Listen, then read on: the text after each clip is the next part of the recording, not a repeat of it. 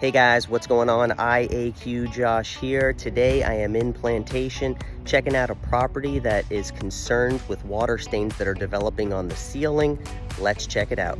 So aside from the obvious here, which looks to be a pretty crappy HVAC addition here.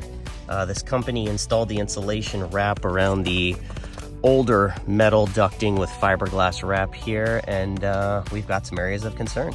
So our conditions up here are about 71 degrees, about 65% RH, and our dew point is 58.7.